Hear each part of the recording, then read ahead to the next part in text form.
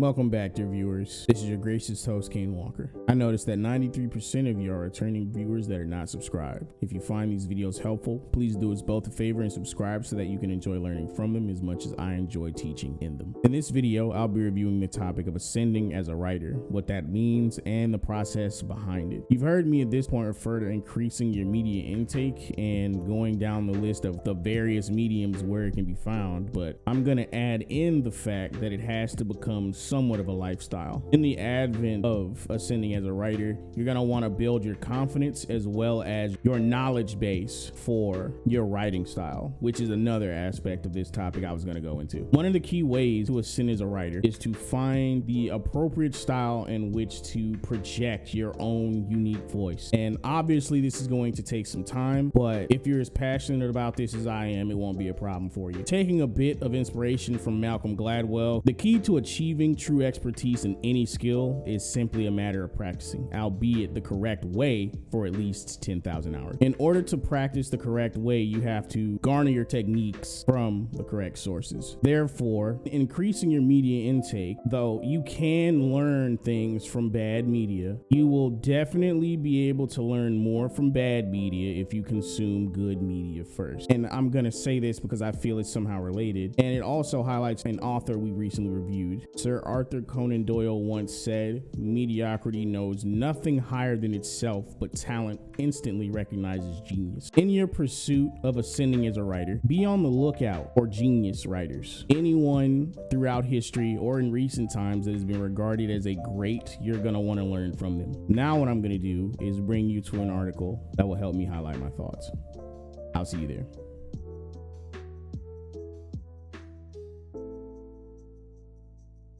Once again, nice of you guys to join me. Today's article is going to be coming from turnerstories.com, and they are going to be highlighting how to find your writing style, finding your voice, and writing viewpoint. It opens here with a quote from Stephen King. "If you want to be a writer, you must do two things above all others: read a lot and write a lot.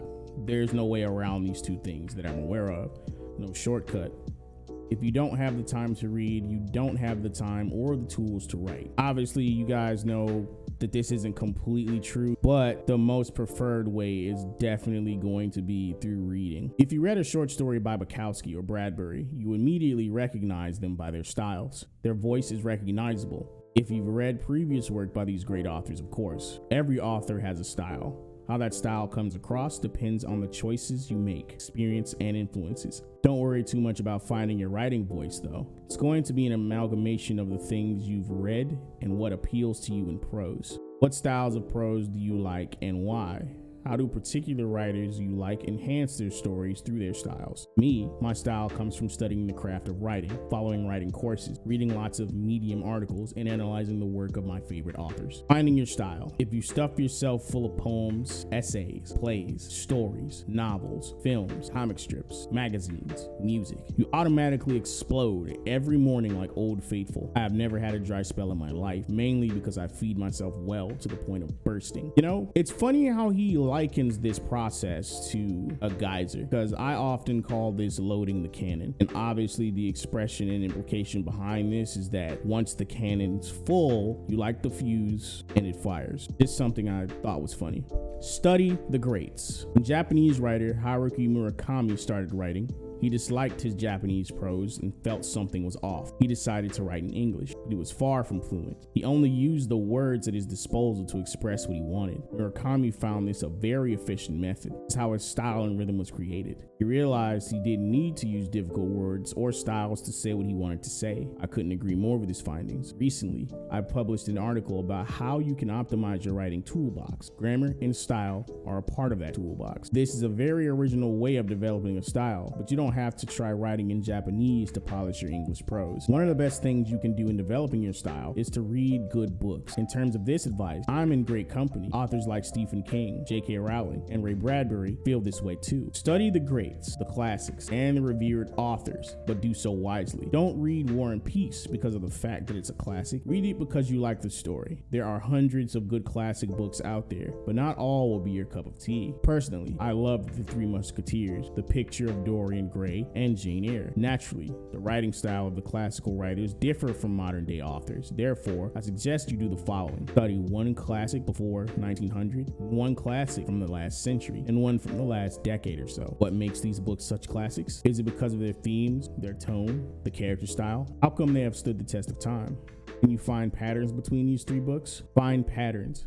Find what you like in these stories and learn from them. Consciously or unconsciously, you will take what you have learned from these stories and put it into your own work. I actually went over this exact process in my Finding Your Muse video. Whenever you consume media, your subconscious will glean bits of information from whatever you consume. That's why I tell people not to worry about being overwhelmed with the amount of content that you've watched or anything like that, because something that you like will shine through in your written work, even if you don't realize it. I also talk about drawing parallels between things you've seen in the past and things that you're currently seeing in the moment, finding patterns between different bits of media. And I do this a lot whenever I try to help people with their writing. Whenever someone has something that reminds me of another work, character, what have you, I always refer them to study from a source that I think executed what they're trying to do excellently. When English is not your native language, I haven't studied English or literature, and English is my second language. Granted, in high school, I participated in an advanced English class for 3 years, and I've lived in the UK for a while. This helped me immensely. English is your second language. Begin with what you know. Don't start writing above your level. It wouldn't make sense. Study the texts of great authors, preferably authors and stories you love and admire. Study the different past tenses in English. How do these authors use them? Pick up your grammar. Look at how these authors construct their dialogue. I will dive into this in a future post. Note, this is usually in the present tense. What words do they use to express how people interact with each other? Notice that the way people talk in dialogue usually differs, for every character has his or her own character traits and way of expressing themselves. Study and write down words you're not familiar with. Look them up. What expressions are used? Never directly translate expressions from your home country. It will be a mess. In Dutch, we have a saying for when the truth finally comes out. Translated, it goes like this: now comes the monkey out of the sleeve. I think I've made my point here. I'm definitely stealing that. In the works of your favorite authors, notice how they describe people and places. How do they set up a scene? Identify how authors play around with plot twists and suspense. How do they make sure that you have to continue reading? In my opinion, the greatest writing school is reading work you admire and studying the text carefully. Oh, and one more thing. Don't aim to be the next Oscar Wilde. Be realistic. Viewpoint and Tense. In this part, I like to discuss some general things about the style you use in your short stories. First of all, past or present. Most authors write in the past tense. Me too. I find reading stories in the present tense to be weird, but if it's your thing, go for it. It's about your style. One tip: avoid using the passive voice in your prose. Your readers will thank you. There are different viewpoints in writing. First person, present narrator tells the story. I. This is the most used style. Second person, you. This is generally not used. Third person limited, showing the world through the eyes of one character at a time. Similar to the first person viewpoint, this is also one of the most used styles. Third person omniscient, all-knowing narrator. I write in third person limited. I've never tried the other ones. It could be fun to try and stretch my creativity. I might have slipped in an omniscient sentence in some stories though. Great advantage of using the first person viewpoint is that this feels very immersive to your reader, feels natural, and allows them to crawl into someone else's mind. As a writer, it allows you to completely focus on your character. I write in third person limited because it feels natural to me. I think that should be your guide. What feels natural to you. It's also a great way to use multiple viewpoints in your story, but you have to make sure every viewpoint is distinct. Study, read, and experiment. Make choices and stick by them. Who knows? In the future, your style could be as distinctly recognized as Bukowski.